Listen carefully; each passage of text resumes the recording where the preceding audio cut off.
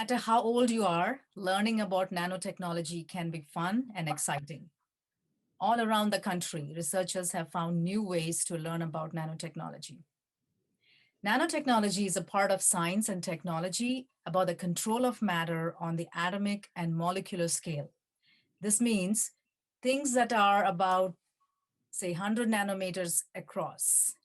Nanotechnology is enabled by very tiny particles, those are called nanomaterials, and are already inside many of the products we use every day.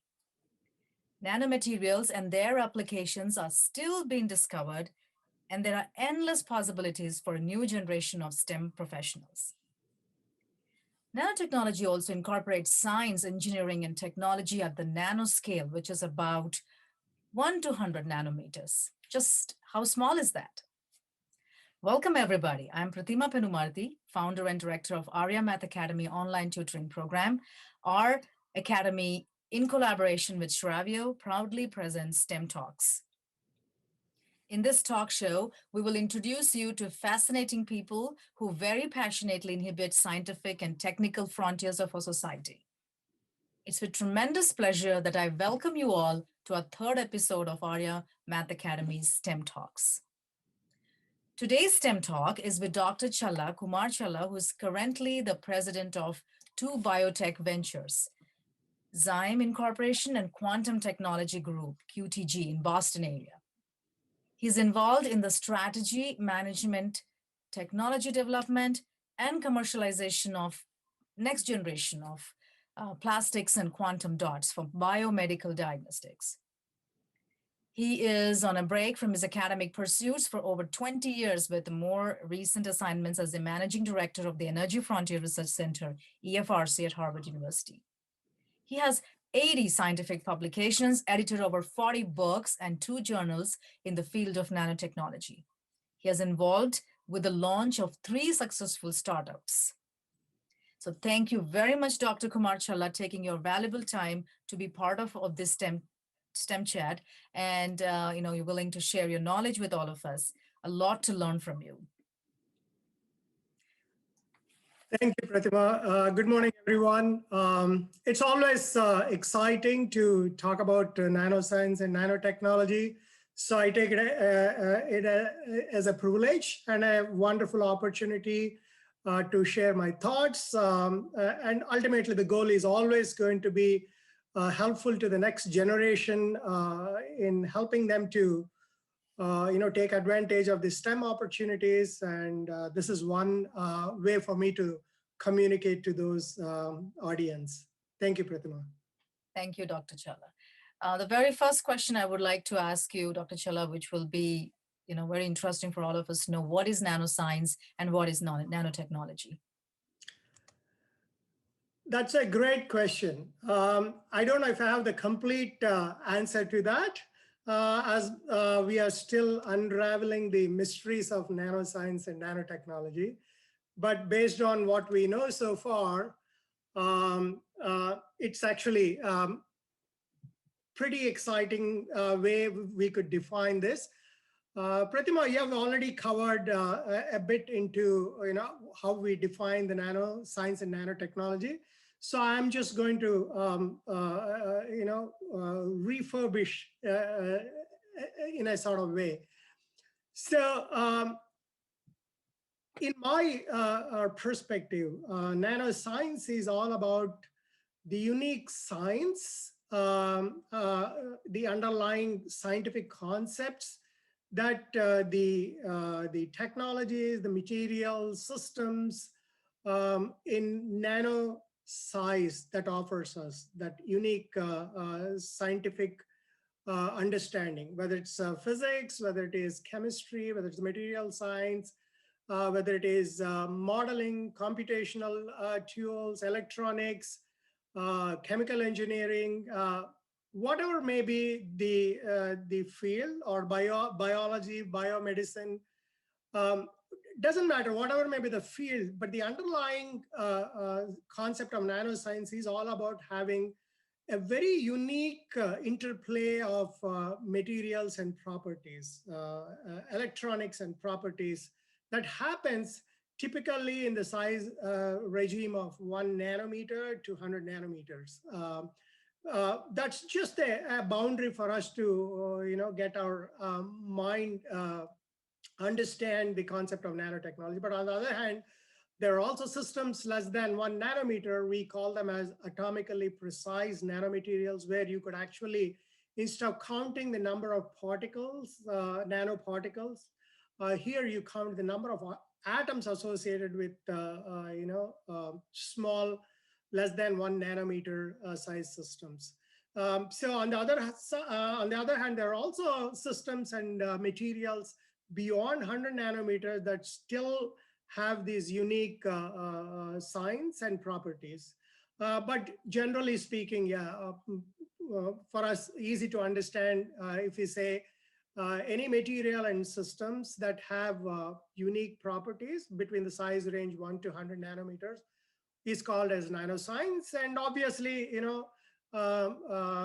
moving from science to technology is all about how do you take this understanding of this fundamental science of these nanomaterials and systems, convert them into technologies so that we can enhance our day-to-day living, enhance our lifestyles by applying them into a variety of products that we use them on a day-to-day basis. So that I would say is a very simple way to define the nanoscience and nanotechnology. And here I have a bit more broader way to look at very specific examples and compare them as to, what are the nanomaterials and nanosystems that are already existing in nature versus what is it that's being made by the scientists and us today.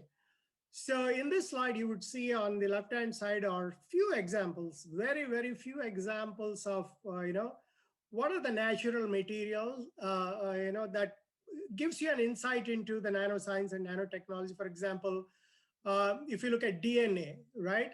So the size of DNA the diameter is about 2.5 nanometers in size. And then if you look at, silicon atoms, right? If you look at the space between those atoms, it's about a 1/10 of a nanometer.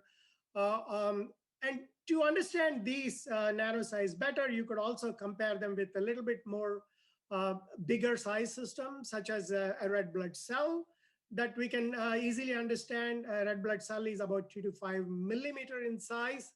And then we are familiar with ants that we see every day, right? So they are all about 5 millimeters, right? So that hopefully the comparison in natural things will give you an idea as to, what nanomaterials and nanosystems are. Now, on the other hand, you come back to the man-made ones made by scientists. This is, again, very, very few examples. There are millions of them out today made in the laboratories. But the easiest ones to understand are, and more famous ones are carbon nanotubes that everyone is familiar with, is about 2 nanometers in diameter. And on the other hand, you have materials that are man-made, where you can pick out the atoms one by one and then build structures of your choice. In this particular side, you can see 48 iron atoms on a copper surface arranged using a scanning tunneling microscope tip, right? Most of the electronic systems that we have today, the electrodes or transistors, they're all nano size and offer all the unique properties that the nanomaterials offer in enhancing their applications in these systems. So that is just to give you an idea as to, that the nanomaterials and nanoscience, while it took us some time to, grapple and understand and start emulating the nature, but they were existing in nature for a long, long time, both in human body as well as in the environment, in the plant kingdom, in the whole environment in general. Yeah, nature had these nanosystems, and the nature was taking advantage of these materials. The very interesting aspect for us to really understand is why is it that these nanoscience and nanotechnology is so unique? It's actually a very simple way to grasp this concept. So in this particular slide, you see there is a cube with a 1 meter size dimension that you can see there. And then when you have a 1 meter size cube, the area of that can be calculated to be 6 meters square. So see, you can see that the area is relatively small when you move from the left-hand side of the cube to the middle cube, wherein if you can imagine the equal distribution of cubes within that 1 meter cube into 1/3 meter, right? So then the area increases to 18 meters square. It's the same size cube, but now it is broken into 1/3 meter cubes, equal cubes. Now the total surface area of that same huge cube that we see on the left-hand side is increases threefold. It becomes 18 meters square, right? And then move to the rightmost cube. Now, if you can imagine breaking down that into smaller cubes of 0.1 millimeter, right? And then what happens when you calculate the surface area? The area becomes 60,000 meters square, right? And it's really huge. It's equivalent to 14.8 acres, right? It's unimaginable. So again, start from the left to right. The same cube, but you break them down into the nano size, you dramatically increase the surface area. So that's what we call it as surface area to volume ratio. Remember, the volume remains the same, but the surface area multiplies in multifolds, right? And because the surface area increases multifolds, the properties dramatically change. And why would that be? Now, if you can imagine in a nano size, the surface electronics, the surface atoms are much more.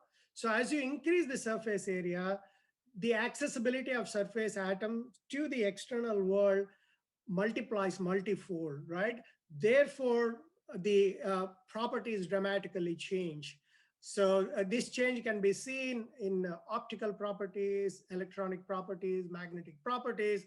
You can imagine. So every known material that we have handled or experienced so far, the properties would dramatically change. So a simple example to really understand is you have metallic gold. All of us are familiar with the gold ornaments that we see every day.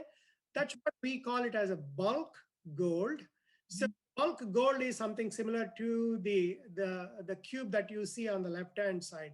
Now imagine you break that gold into tiny, tiny, tiny gold nanoparticles equivalent to something on the right-hand side of the cube. Then the material properties dramatically change. The so-called the bright yellow bulk gold becomes now bright red or bright blue in color, and they're so tiny they can be easily made soluble in water. And this solution now will have different optical properties, different mechanical properties, electronic properties, magnetic properties, and so on. So conceptually, if you understand, you increase the surface area, right? Keeping the volumes constant, you dramatically have more access to the surface of surface atoms, and therefore surface electronic properties, and therefore the end properties dramatically change. I want to take this concept. I hopefully want to make this concept sink in with few examples. So the examples that you see here, let's go to the bottom part of this slide. You see someone writing using a chalk on the board. This is something that all of us are familiar. The chalk is, it's a white colored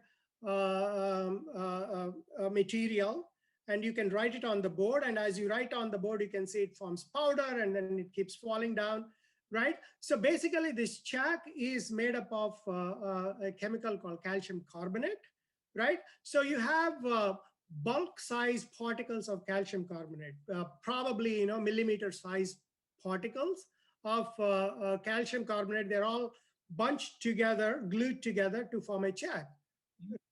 Now, you can buy these chalk pieces for a few cents. The value is literally, in terms of the commercial value, it's nothing, right? But on the other hand, let's compare that with abalone pearl. It's a pearl. It's a very rare pearl, and therefore it's most expensive one. It costs you millions of dollars if you want to buy that pearl. But what does this pearl have, right? If you observe the structure, it has the same calcium carbonate, but this calcium carbonate is organized using nanostructures. So you have nano layers of calcium carbonate, and then you have the gluey material made from the protein and carbohydrate that sticks them together, but at the same time, these nano layers of calcium carbonate are separated out, right? So because of these nano architectures, now the pearl becomes extremely strong, right? You can imagine a material that is at least 30 times stronger than the chalk piece, which you can break it with your hand, right? And it also offers properties such as, for example, if there is a breakage onto this pearl, it repairs itself, right? It's called self-repair. And you can also extrapolate that and say damage control. It can control the damage. Whereas if you break a chalk piece, that's it, right? You have to take it in your hands, glue it together, right? On the other hand, the nature, these pearls take care of the damage control by itself, right? And again, compare the commercial value. On one side, it's few cents to a pearl that's millions of dollars. But in terms of the chemistry, in terms of the material, both have the calcium carbonate, right? So hopefully, I think this gives you an idea as to the power of not only the underlying science, nanoscience, but also the power of nanotechnology and potential efficacy or the outcome or the properties that you would see in this material when you apply on a day-to-day basis.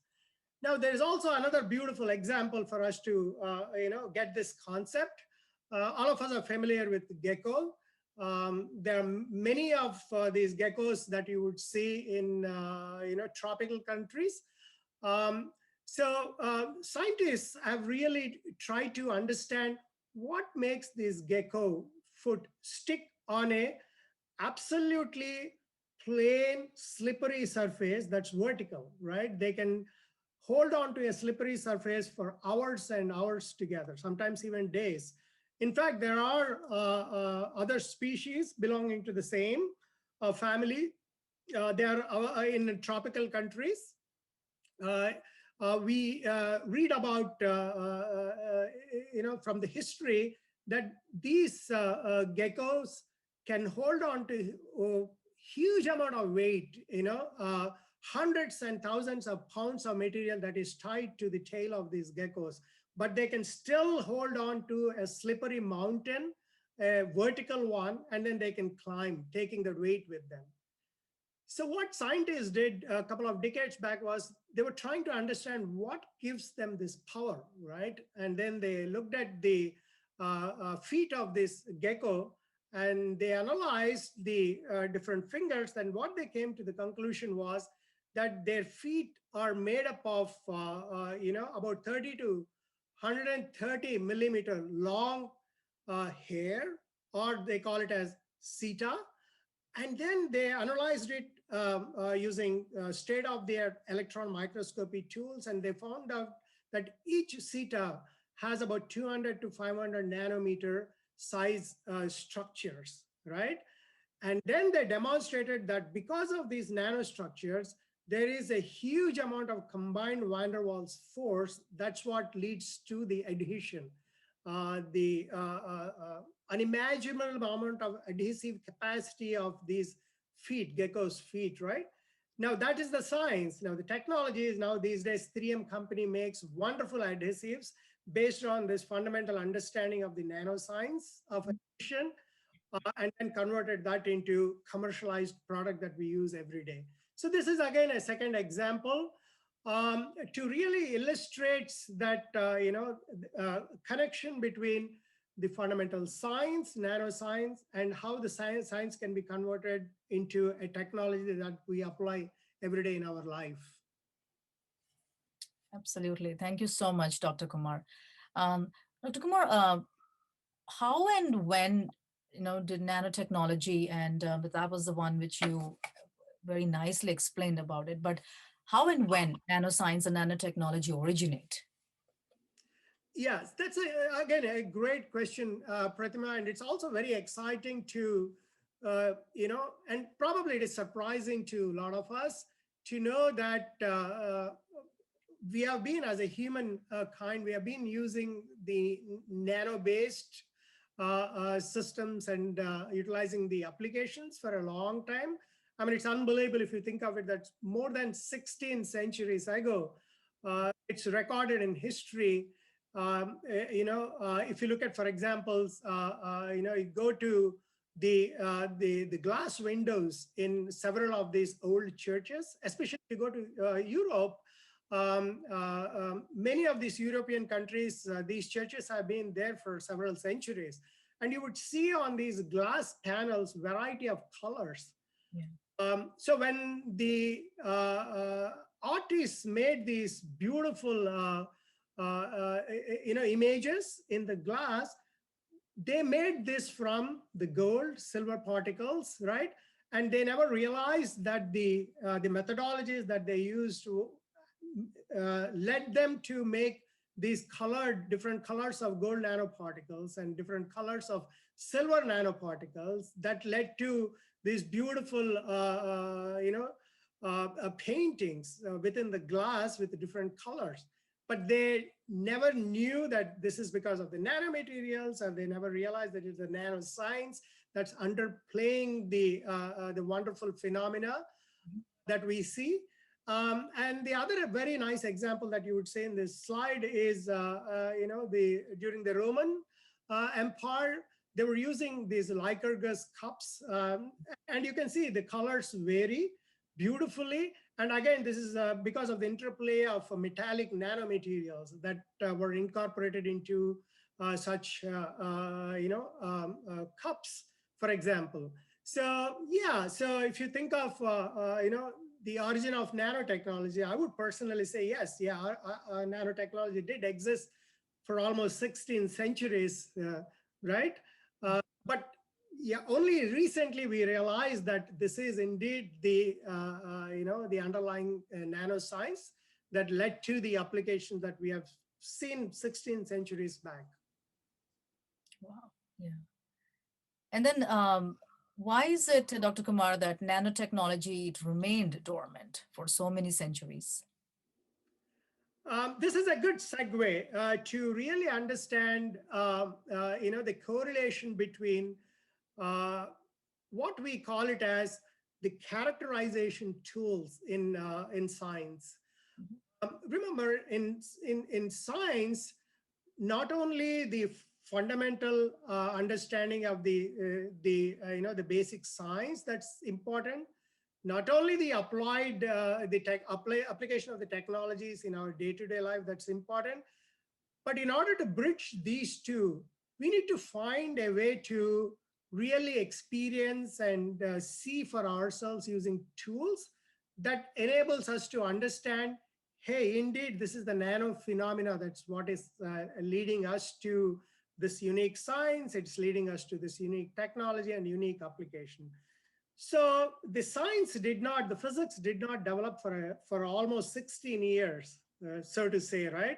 Only probably 4 or 5 decades ago, the technology developed. There is a breakthrough in microscopy tools. There's a big breakthrough in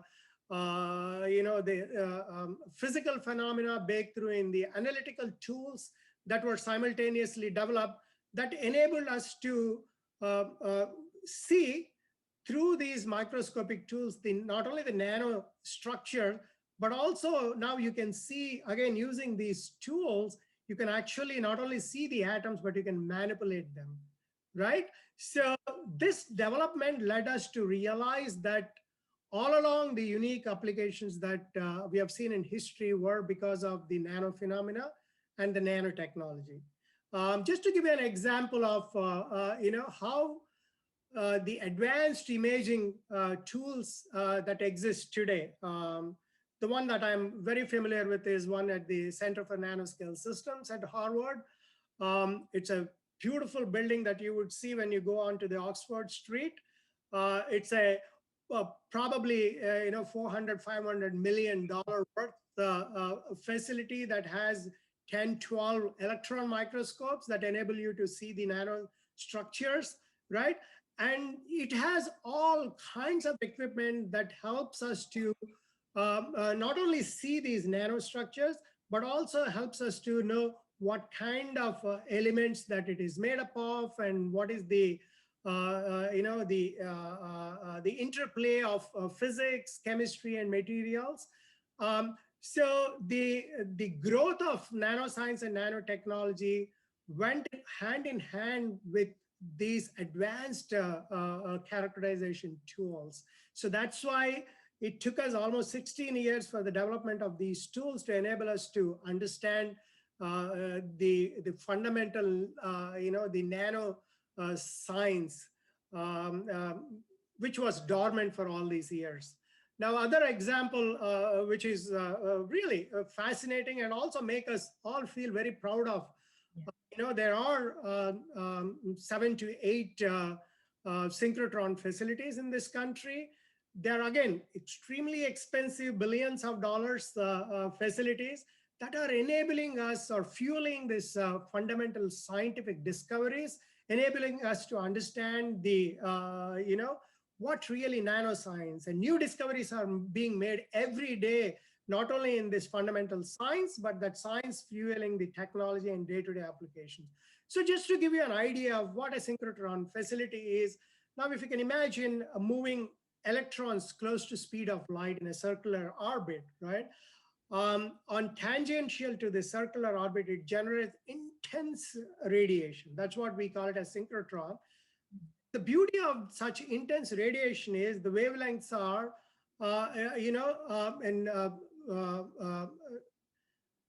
matching with the atomic structures, so that enable us to literally understand the electronic properties of these materials, the geometric properties of these materials, enable us to, not only understand, but also enable us to manipulate. How do you manipulate these fundamental electronic systems so that you can convert the science into technology?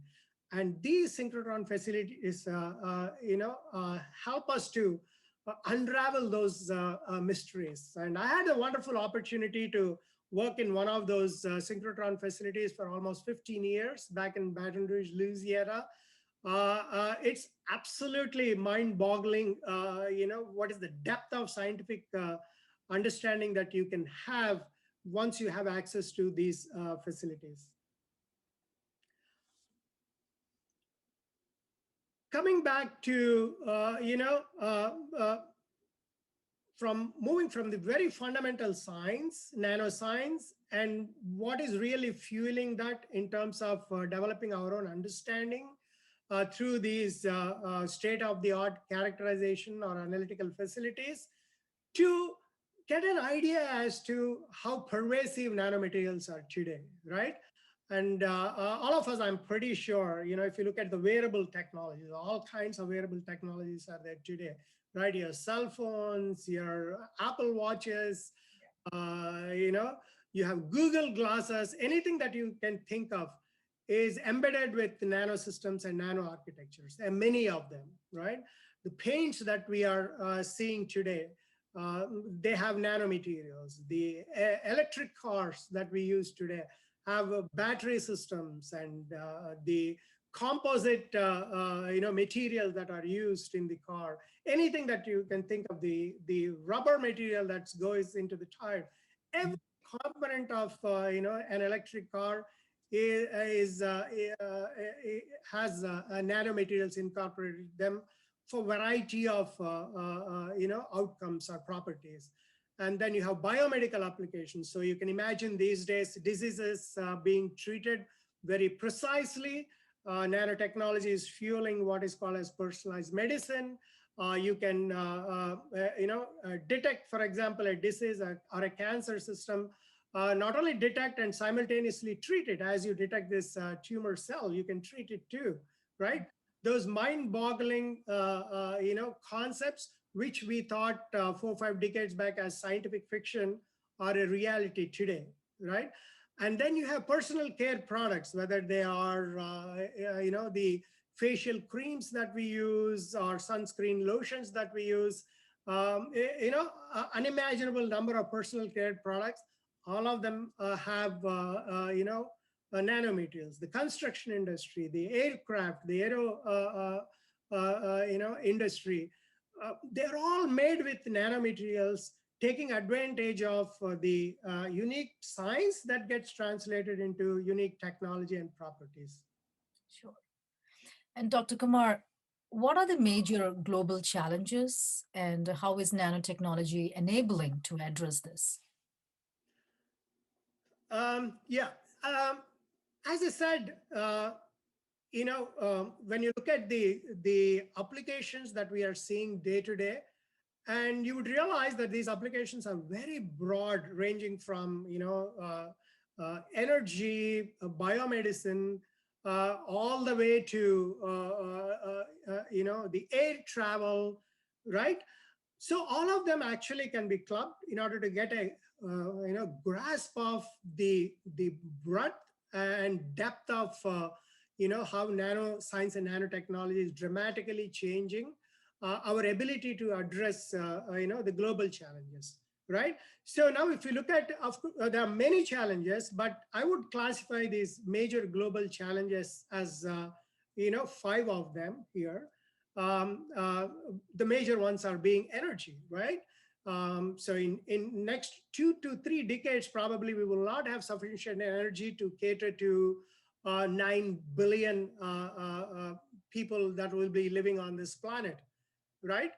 So the nanotechnology is enabling us to produce energy at much higher pace than what would have been possible using the old technologies. It's also enabling us to make greener technologies, moving away from petroleum-based energy generation to the natural way to generate energy. And it's helping us to make our environment better and better, more cleaner. It's helping us to grow food that is sustainable in nature so that it takes care of the growing population. The growing population also leads to challenges in terms of availability of water. As we all know, 70% of the water that's available on this planet is seawater. Right? It's full of salt. So the nanotechnology is enabling us in water purification. There are amazing nanomaterials-based purification systems that are currently used on a industrial scale to purify the seawater. And then, the diseases, the nanotechnology enabling us not only to diagnose the diseases that we are already familiar with, but also helping us to develop therapeutic tools to, prevent and also treat these diseases. The greatest example I think all of us are experiencing is the COVID-19 pandemic that we are in today. It's the nano-based systems that are enabling us to develop not only the diagnostics tools to diagnose and quantify the viral load in several systems, but it's also enabled us to develop vaccines. If you look at the mRNA vaccines that are being developed today, they all have the nanoscience as a basis. So that's a great example to know how a global challenge such as dealing with pandemics, where nanotechnology and nanoscience are playing a great role. Absolutely.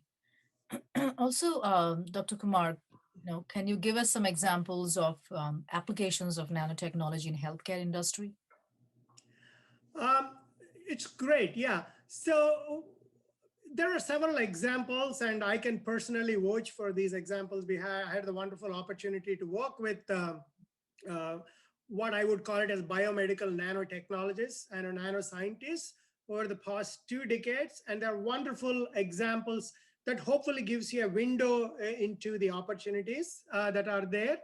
But before I go there, I also want to highlight on at another very important global challenge in my view, which is, I call it as inequality. And for me, while not many would classify inequality as a part of the technical global challenges that I just talked about in terms of energy, disease, water, and so on.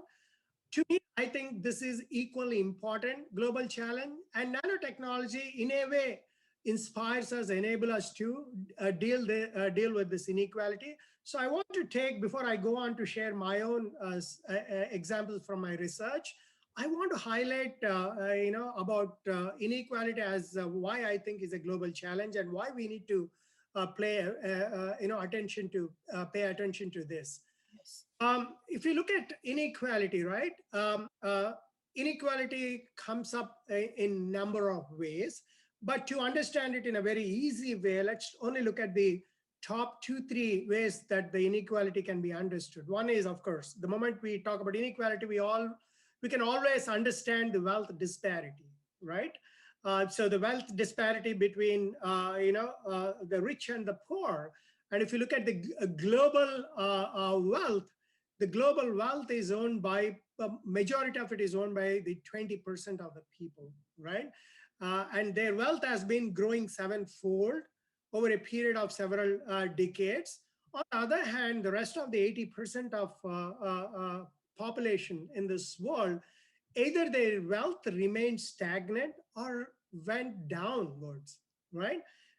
Which is a big challenge when you try to see the implications of that. The implications of that will be being seen not only in terms of inequality in our day-to-day living. It's also inequality in terms of the opportunities to do science, opportunities to take advantage of the technologies that are being developed. But this inequality in the end is going to consume the whole globe if you do not address the challenges that we see with 80% of the population, right?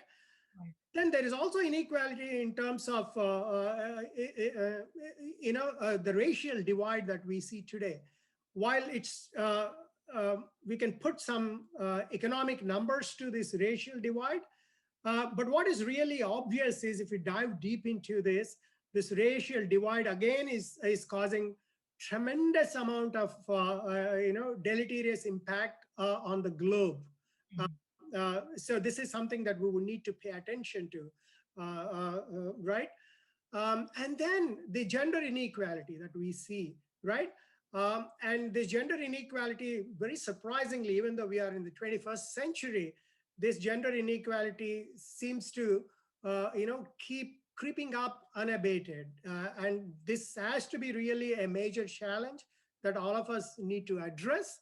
And I want to, say all these 3 major, inequality challenges that I'm talking about, nanotechnology, I believe, can play a significant role in also in addressing this inequality, simply because underlying the success of nanotechnology is all about collaboration, I believe.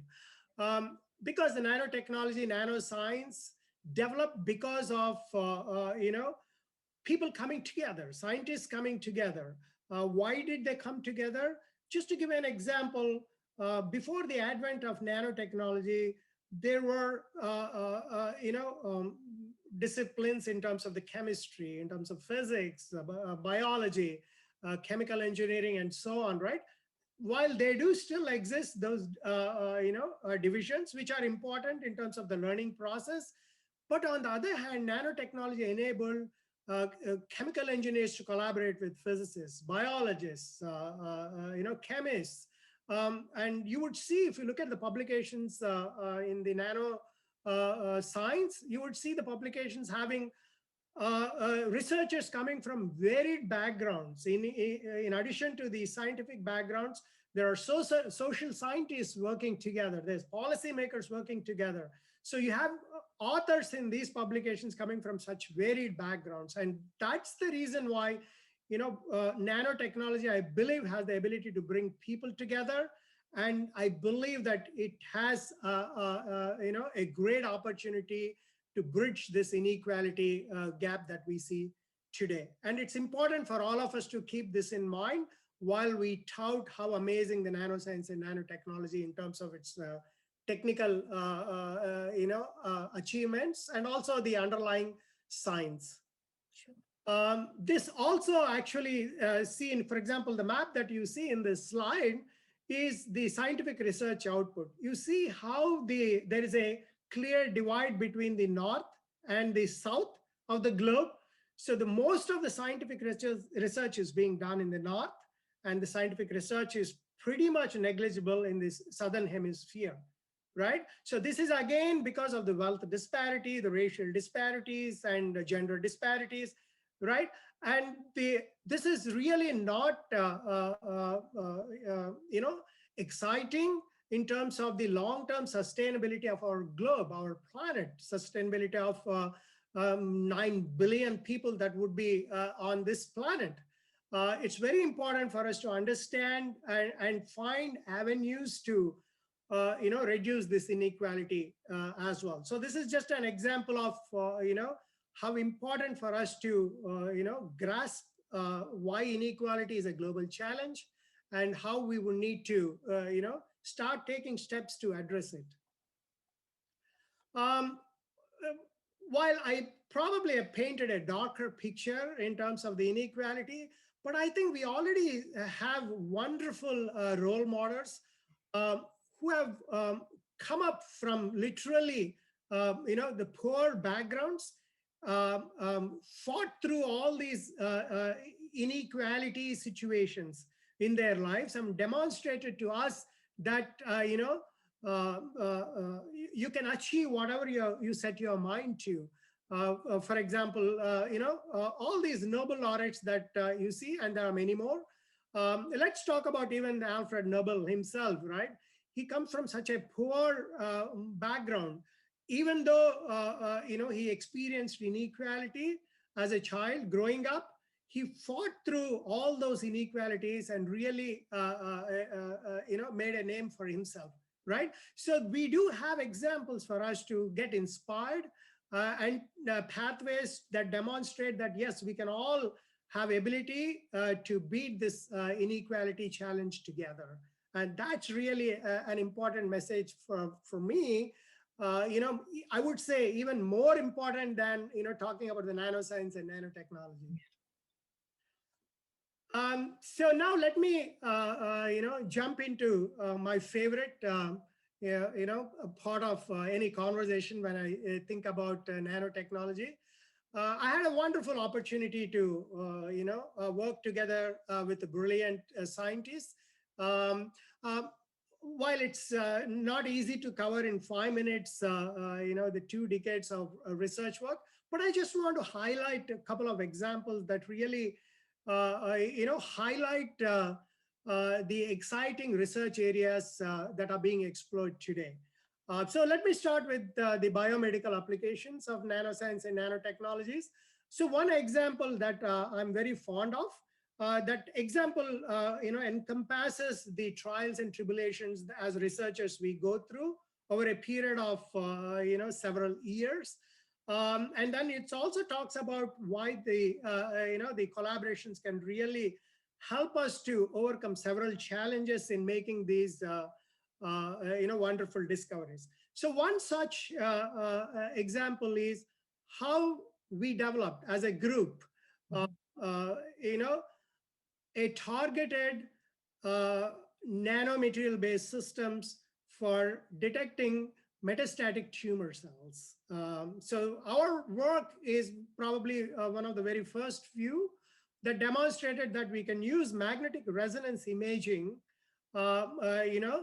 with a targeting agent attached to a nanomaterial. And what you see is clearly, I'm not going to go into details of all this. Here is an example where as a simple iron oxide nanoparticle. That's what we call it as SPION, super paramagnetic iron oxide nanoparticle. And here is a beautiful lesson for all of us to understand is iron oxide is nothing but the rust that we see basically on any metallic surface, right? It's a brown colored rust that all of us are familiar with. But imagine, the rust is worthless. In fact, we want to get rid of it, right? But on the other hand, you convert that into a beautiful nanoparticle. Now its properties dramatically change. Now imagine this is a particle that we made use of, right? And as a useful tool in detecting a single metastatic breast tumor cell, that is there in the in lungs, for example, right? I want to highlight, the team. Here again, the teamwork is so important. There's no way, this wonderful outcome would have happened but for such collaborative effort coming from different institutions and different researchers coming from, you see on one side, you have cancer cell biologists, you have physicists working on magnetic resonance imaging, you have synchrotron spectroscopy specialists, right? And then you have mechanical engineers looking at the materials. So and then you have chemists, right? So a broad range of disciplines coming together to solve a simple problem with exciting implications to it, right? So the work that we did and demonstrated was based on, studies on mice. I won't go into the details of it. And what you would see is the magnetic resonance imaging. Instead of the traditional proton-based MRI, we used hyperpolarized helium-based magnetic resonance imaging. And then we demonstrated that you can specifically target a single metastatic tumor cell in the lung. And that's the outcome. So it was very easy for me to explain in a couple of minutes, but it took us 7 to 8 years to reach this stage. And then you have other examples that I had the wonderful opportunity to work on is, the questions that we asked ourselves is, hey, can we deliver a drug in a very timely and controlled fashion? So now if, for example, cancer is something all of us can understand too, one of the reasons why cancer is so devastating is because of not only the disease, but also the side effects of the drugs that one take to treat cancer, right? The side effect comes because the drugs not only treat the cancer cells, but they also have negative impact on the benign cells. And that's why we see the side effects. So the overarching questions that scientists have been trying to address is, can we make sure that the cancer drug goes only to the cancer cells? And then it is released only when it is required, right? And then once its job is done, it gets disintegrated or goes back in through the system and get excreted, right? So these are the fundamental questions that scientists have been asking, and nanotechnology really enabled us to address some of those. So one of the things that I was fortunate to be part of is to develop time and dose dependent magnetically controlled drug delivery systems. Again, here are the wonderful group. While the previous slide I focused on the senior researchers, professors with whom I had an opportunity to work with from different institutions, I also want to highlight how an important role the graduate students play in these scientific investigations. It's fortunate to have amazing graduate students who are so dedicated, not only to science, but they're very passionate about what they want to accomplish, and that requires and also leads to sacrifices, a lot of sacrifices. The grad students don't get paid enough, right? So they go through all these inequalities that I described to you, right? There's a wealth disparity, there is a racial discrimination, there is a gender discrimination. All the challenges that you could imagine, are exemplified by the experiences of these grad students. But they overcome this, and I dedicate all my work to these wonderful grad students who are part of several of my projects. So this is just one example. So what it clearly shows is, without going to the details of the science, is we developed magnetically controlled systems where you can, move the drugs, by controlling the magnetic field. So you can control the amount of drug that can be delivered. You can control the release of the drug. You can control, how long the drug can remain in the system. So all the precise control systems that you would need in order to make sure that the deleterious effects of any drug are minimized or eliminated. So that's the whole purpose. Here again, a beautiful example. This is again a collaborative work. It talks about how can you design these nanomaterial systems where you not only detect these tumor cells. This example that you see in this slide is about the colon cancer. So it talks about how you can use multiple detection tools to detect and make sure that what you're detecting is absolutely confirmed, but also helps you to deliver the drugs in a very systematic and controlled fashion. So this is an example where we looked at gold nanoparticle encapsulated in a silica nanoparticle shell. And because they have the shape of a rattle, we call them as gold silica magnetic quantum rattles, right? This is again a work that it took years and years, but finally we were the ones to demonstrate that you can combine both the elements of diagnosis with the therapy. And the technical term that typically people use is it's called theranostics. So theranostics is where you have systems in place, you enable the diagnosis and allow the treatment to happen simultaneously. So those are mind-boggling, opportunities that the nano technology offers. Hopefully, I think I've given a window into that. Absolutely. Thank you so much, Dr. Challa. Dr. Challa, can you please give us some examples how nanotechnology is affecting energy industry? Yes, yeah. So let's understand again the basic, the scientific concept behind this nanoscience and nanotechnology. It's all about surface area to volume, right? And the moment you increase the surface area, you dramatically change the properties of material. Now, the properties of the material are manifold, and these properties manifest in different ways depending on the environment, right? So far, I've given you two examples of the environment where we are looking at biomedical applications.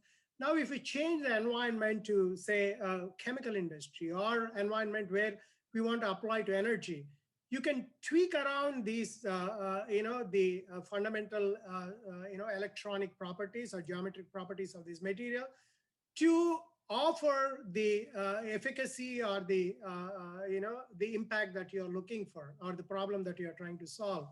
So I want to give you just two examples that are related to chemical industry.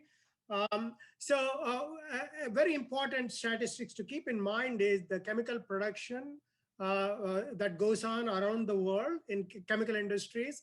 It uses almost 30 to 40% of the global energy use, right? The research is always, being continued to address this problem of how do you minimize this energy usage in chemical industry? What can you do, right? So we asked ourselves the same question: in what kind of industries we can have an impact of nanotechnology so that you can minimize the energy, right? So one way to minimize that energy is about enabling the reactions that are important in chemical industry to take place with as less energy as possible, right? There are reactions that require high temperatures. There are reactions that requires longer time for the reaction to take place, right? So if there is a way for us to, for example, undertake these reactions at room temperature, so you dramatically change the energy required to enable those transformations, right? So an example that I had the fortunate to be part of this Harvard team that we developed was to develop what are called as the porous catalysts. And these are, again, nanoporous catalyst systems. I'm not going to details of it, but again, the principles are same, the lessons are same. You need a group of multidisciplinary scientists coming together to solve a problem. while previously we looked at a multidisciplinary team trying to solve a biomedical problem, here is a multidisciplinary team that is solving an energy problem. And this energy problem is solved by using a combination of experimental tools, computational tools, and also high-end physics tools, right? Like scanning, tunneling, microscopy tools, where you can, under vacuum conditions, you can play with atomically precise materials. You can play with single molecules coming together to understand the reaction, and then translate that fundamental science into a technology, right? So that was one example. Then I was also part of a team where we developed a different approach to solve this energy problem in chemical industry. And this problem was, we looked at, all of us are familiar with these plastic water bottles. Yes. We take them for granted. We drink water. Sometimes, we take the effort to go and put it in the trash can. But if you look at most of the developing countries, they don't even do that. They just throw it right into the environment. And these are based on PET. It's a chemical that's coming from the petroleum-based industry, which is non-renewable. All of us know that. And then these plastic bottle, PET bottles, are so damaging to the environment because they don't biodegrade. They don't degrade at all. So they have a negative impact on the soil. They have negative impact on the air that we breathe. They have the negative impact on the water that we drink. So it has unimaginable consequences for a non-biodegradable plastic to be thrown around. Easy one to understand is, sometimes it breaks down into microplastic particles that end up in the ocean. In fact, if you look at the ocean, which is 70% of our Earth, it has now millions and millions and tons of these microplastic particles that enter into the ecological system, either through the food chain, right? Or any other way. And now you can imagine the damage it can have on our planet, but also on our health, right?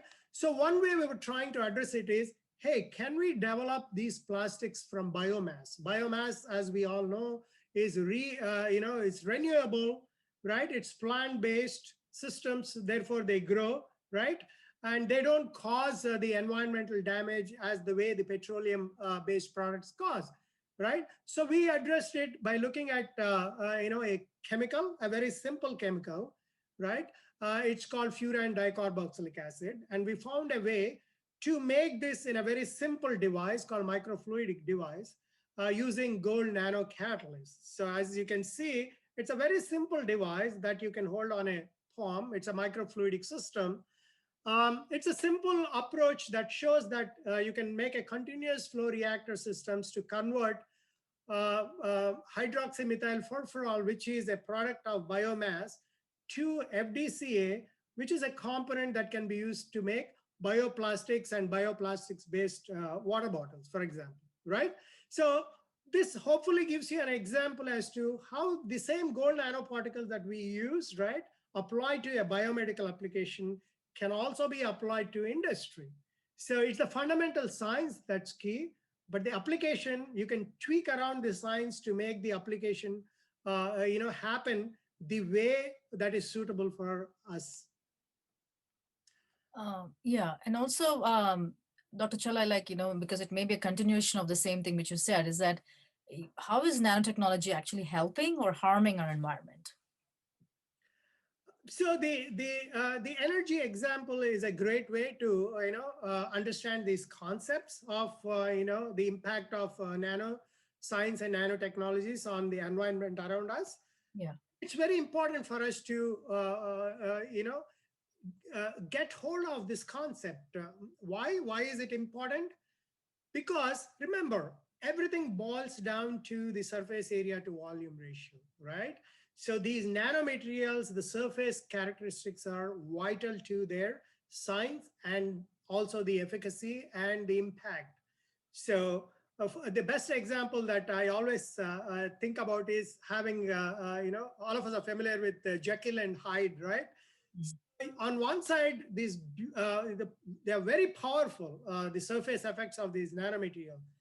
but those same surfactant effects can also be deleterious to us as human beings. It could also be bad for the environment.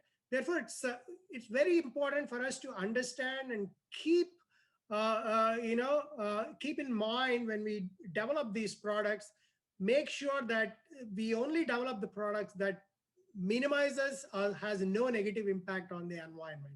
So that's where let's talk about now the positive aspects of how nanoscience and nanotechnology is changing this environment. And it has already become the integral part of our day-to-day life.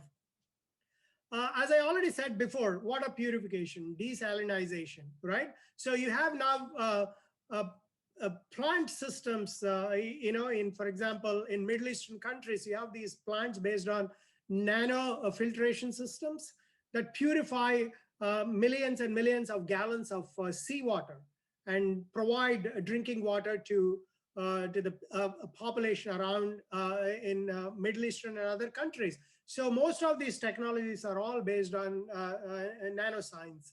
And then you have air purification. So there are aerosol systems that are released into the atmosphere that helps in purifying the air. Indirectly, there are regenerative energy systems that are helping us to minimize the pollution. Again, these are based on nanomaterials. If you look at the sensing and monitoring, how do we know that some things are bad and some things are good in our environment? You need ultra-sensitive equipment, ultra-sensitive monitoring equipment, right? That sense, for example, if there is methane, right? Which is a greenhouse gas, or a carbon dioxide, how do you measure it? You want to measure it as small as possible, right? In probably at a single molecular level, right? Such high sensitive instruments and equipment are possible, again, because of the fundamental nanoscience.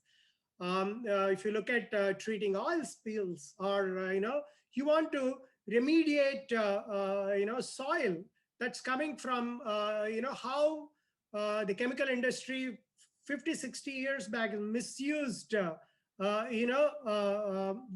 chemicals that they were manufacturing. Or, for example, the asbestos that we already know is being phased out, right? So asbestos was thrown, into river systems, into the soil systems long back, and we need to remediate those, right? Those soils that have been entrapped with these environmentally deleterious materials systems, right? Nanotechnology is actually enabling to remediate that. There are several examples. But on the other hand, as I said, yeah, we also need to keep in mind the potential negative aspects. Several negative aspects have already been, unearthed. Research has shown that there are some nanomaterials that can impact our water systems. They can be toxic to the aquatic systems. They are not biodegradable, right? Not every type of nanomaterial is biodegradable, so they are bad to the environment. They cause, increase in greenhouse gases. Some of them are really bad for us as human beings, but also to the animal kingdom, plant systems. So there is a wealth of knowledge that's already been developed, but there's also more that needs to be developed. The lesson for all of us is, while we take advantage and understand how we can make use of these nanomaterials in our day-to-day life, it's extremely important for us to keep in mind that there could be a potential danger in using some of them. And so, you find avenues to minimize or eliminate that danger, and then take advantage of, the effect of this nanoscience. Absolutely. And also, Dr. Challa, because with explanation of all these things comes a real point, like what is a major impact of nanotechnology on society? I think it's a good segue for us to now, move from what we talked so far about nanoscience, nanotechnology, and how we apply, these tools, which I call them as tools, basically. Any science is a tool in our hand, and nanoscience is no different. It's a tool for us to, enhance our quality of life. But the tool, like a blade in surgeon's hand, right? It's beneficial.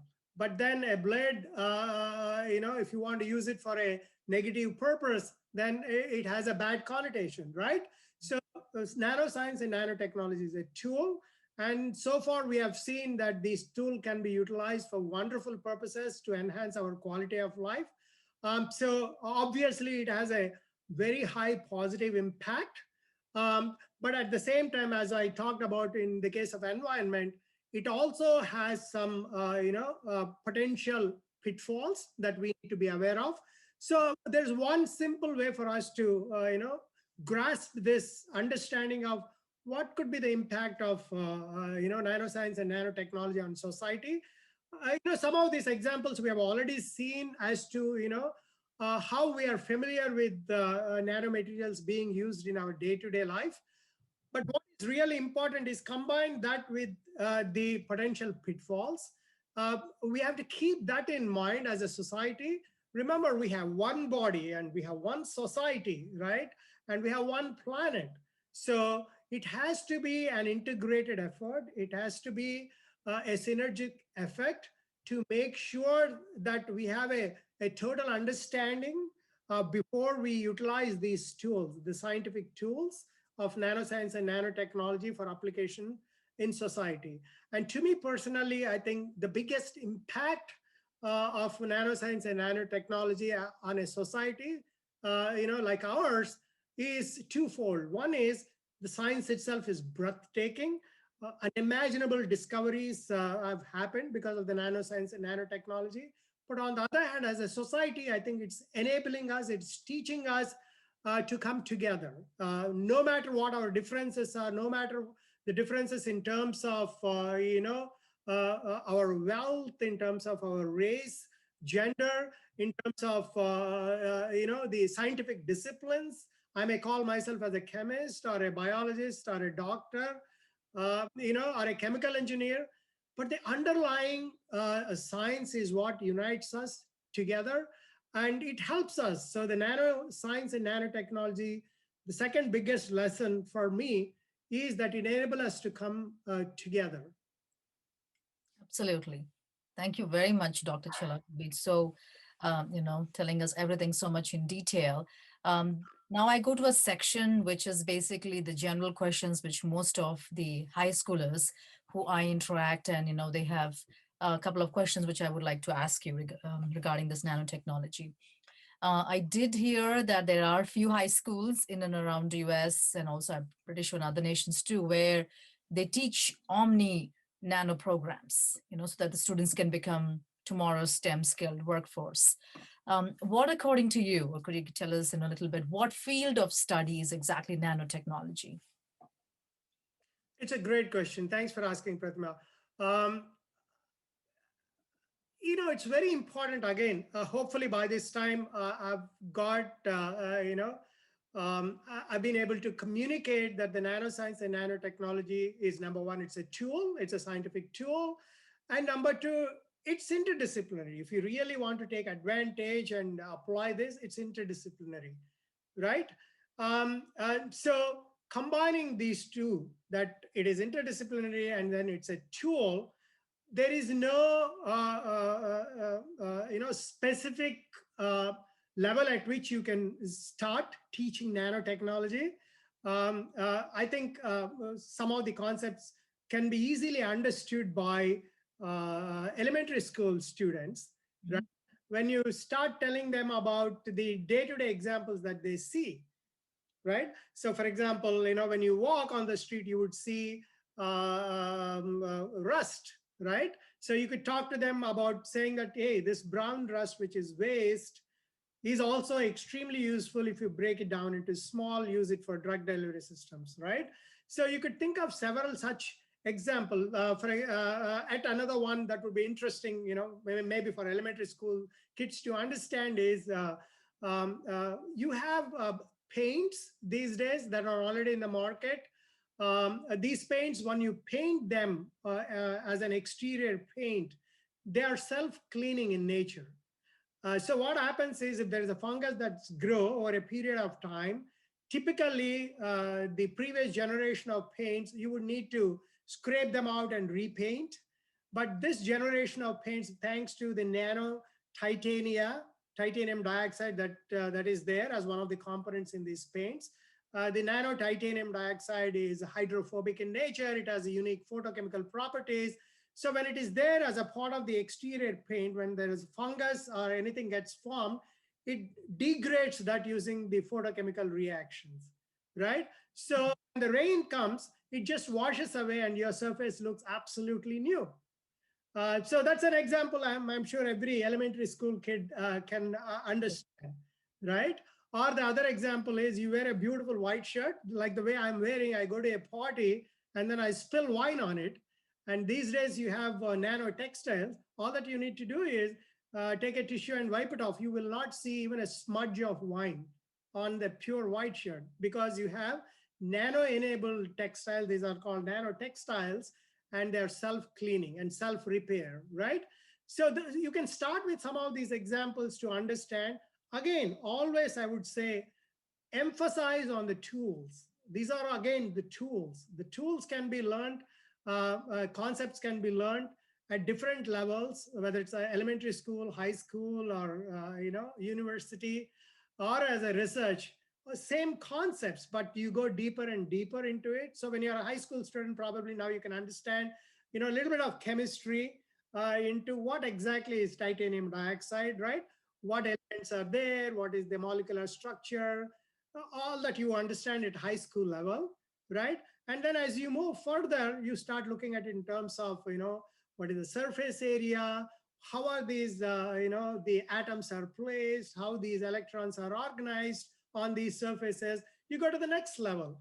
But again, the underlying concepts are very similar, but as you mature in your education and learning, you go deeper and deeper into it. Absolutely.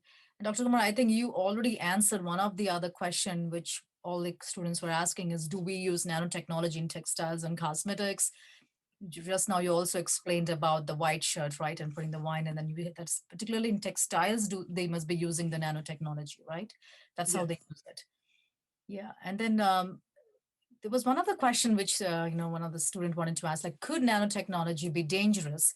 Again, I feel that's a part where you explained about how it was affecting the environment, or is there anything else too? Yeah, again, it's a great question. Easy way for us to understand is, remember, as a science and technology, we are constantly learning. The learning never stops. And what we understand something yesterday, sometimes it changes, right? Our understanding, our perspective changes. And same thing goes with the nanoscience and nanotechnology.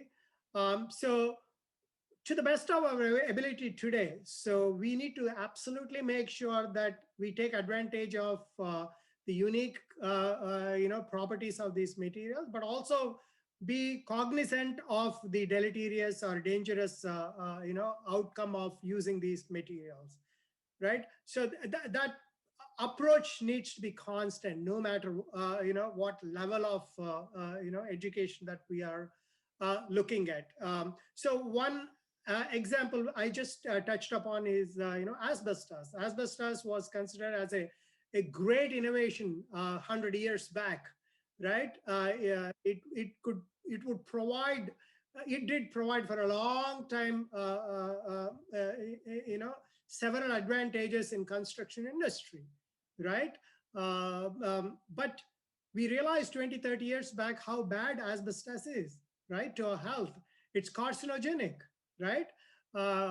Therefore, we have to be constantly be aware. For us, the best example, again, to grasp this is the Jekyll and Hyde, right? It's beautiful. Nano tools and nano materials are wonderful, but be aware there could be the other aspect that we may tend to ignore in our excitement. True. So, Dr. Kumar, what countries are active in nanotechnology? This is a wonderful question. So if someone wants to understand this, even more detail, so the US government has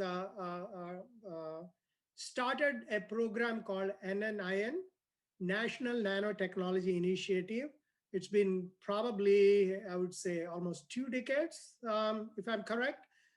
So every year they've been documenting in terms of how much funding is going into the nanoscience and nanotechnology, over a period, even recently. So if you look at the most recent report, right?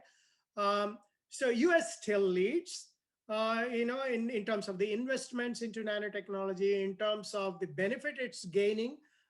Typically, the market potential of nanotechnology is estimated to be about, I would say, $100 billion globally. So the US is in the forefront of that, but the other countries are absolutely catching up. They're pretty close behind us, including China. So yeah, globally, everyone has really realized how important it is to have, develop a portfolio of technologies based on nanoscience, because the intellectual property is what drives innovation, and innovation is what drives advancement of a society. So the other way to look at it is 2-3 decades back, when someone estimated what is the market potential of nanoscience and nanotechnology, it was probably $5 to $10 billion. And today the potential is about $100 billion, right? So I think there is a huge amount of progress that's being done, and every country is catching up. Innovation is a ladder. So the more faster you climb up, the more ahead you are compared to the rest of the competition. Absolutely, you're right. And also, where can basically, if students wants to find out a list of nanotechnology related seminars or conferences or events, is there any particular resource they get for that, or is there any links and anything that you would know and you want to share? Sure. Nanoscience and nanotechnology has become so pervasive. So it's very difficult to say nano research is being done in a medical school or an engineering school, or or it's being done in a policy institute or a social science institute, because the nanoscience, as I said, is being researched. Various facets of it is being researched in several institutions, several broad disciplinary institutions, right? So it's so pervasive, it's very difficult to pinpoint exactly where you can get all the information. You would need to start, diving a bit more deeper into understanding as to what exactly that I want to find out. So am I interested in, the biomedical applications of nanotechnology? Then it would narrow your search. Or am I interested in knowing how my planet is getting impacted, by this nanotechnology? So that would narrow your search.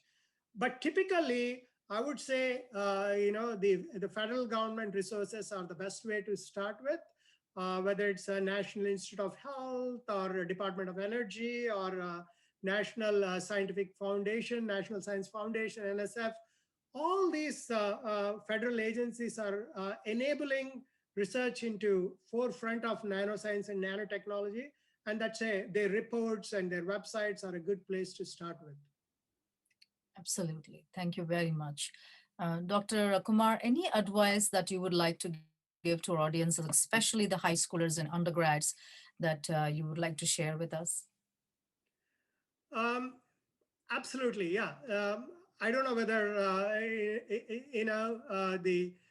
the generation of high schoolers, teenagers would take my advice, but I think what would be really important for me to give is that there are a lot of lessons that I have learned. So when I give this advice is not theoretical, but it's based on my experience.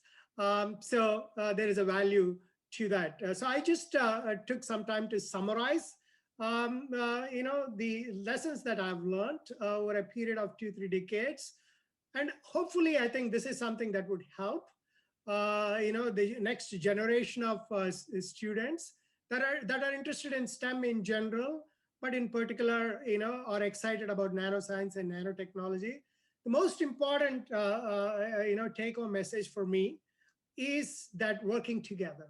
We all need to work together. Uh, um, the team spirit, team environment enable us not only to make exciting discoveries in nanoscience and nanotechnology, but it helps us to grow as human beings. I think that's the biggest takeaway from me. Whatever little success I had, if you look at all my publications, patents, and the books that I've been fortunate to work and develop, is all because of my collaborators. My part is, I would say, is very minimal. But for those collaborations, I don't think I would have learned or had the opportunity to contribute a tiny drop into this ocean of nanoscience and nanotechnology. Therefore, I think the biggest lesson is learn to work together, collaborate, and you would find some unique ways to apply these scientific tools. And the next lesson I would say is, what are you passionate about? Remember, look at it globally. You are one of the inhabitants of this planet, and we have several challenges. Some of them I mentioned, right? So think through and see, what is it that motivates you? What are you passionate about? Are you passionate about environment? Are you passionate about solving a water challenge? Are you passionate about solving the energy challenge?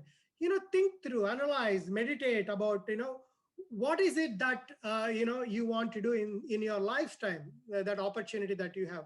So once you are passionate and identify a global challenge, then remember, you have tools. Just the not nanoscience and nanotechnology tools, obviously you can apply them, but there are several tools now that you can get hold of to solve problems. And as a part of that, I also would say the tools and solutions will come to you. You just need to dream big. Think of a global challenge and see, what do you want to solve? There are opportunities await you. There are people who are willing to help you. You just need to seek, right?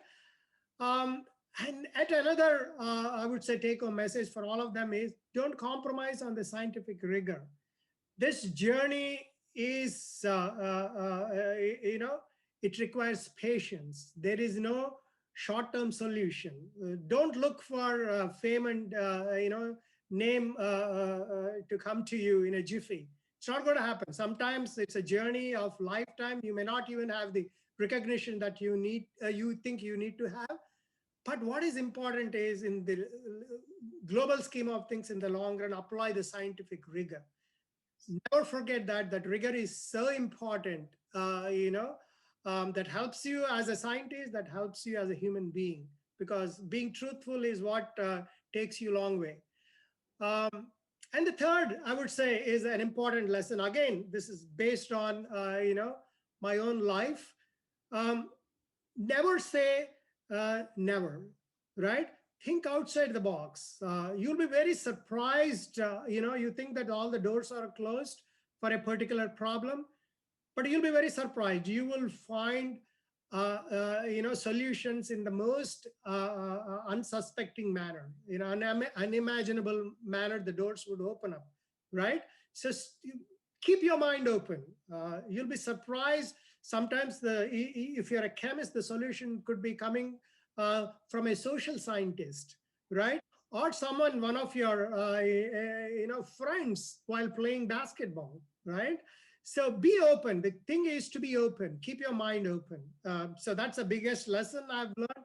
And if you look at some of my scientific publications, they all came from that, And then finally, in the end, we can always complain. And if you look at, for example, the map I showed you about the inequality in global scientific research, the North has a substantial advantage in terms of the tools, wealth it has in its possession to make scientific progress. The South doesn't have, right? But on the other hand, there are beautiful examples of how some of the researchers from the Southern Hemisphere have contributed to this knowledge base, right?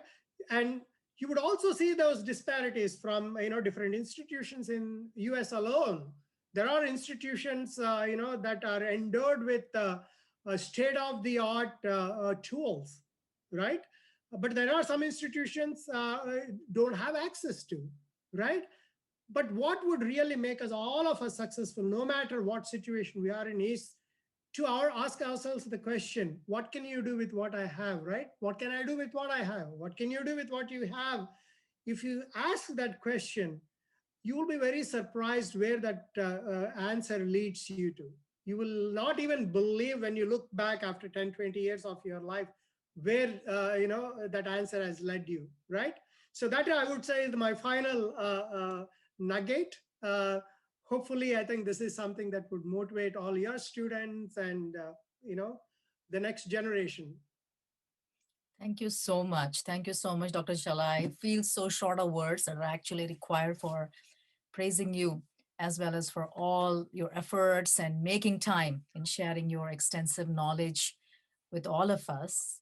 I would also like to tell all our audiences and the viewers, the high schoolers, and also college grads, undergrads, that our episodes mainly focus on various STEM-related subjects, as well as careers, motivations, education, and passions.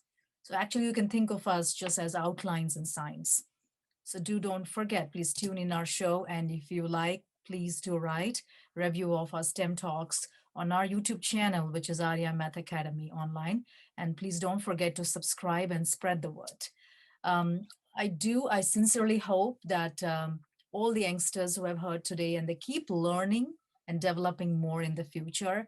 And I was wondering if Dr. Challa could help me today, just closing this entire show with whatever's in your heart and in your mind. That's the most difficult question.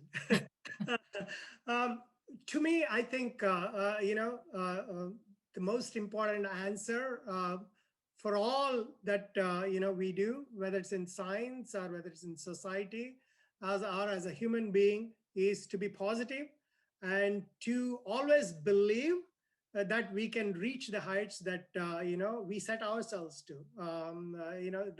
The best example I always think of is if you take a small glass to an ocean, you can only fill it up with a small glass full of water, right? And you take a big tanker, you can fill a tanker full of seawater, right? So the mind is something like that. So think big. No matter what challenges, you may fall down a number of times, think big, and you will reach the heights that you deserve to be. Absolutely. Thank you. Thank you very much, Dr. Challa, for taking your valuable time and sharing your knowledge with us. Have a nice day. Thank you. You're welcome and wish you all the best. Thank you. Thank you.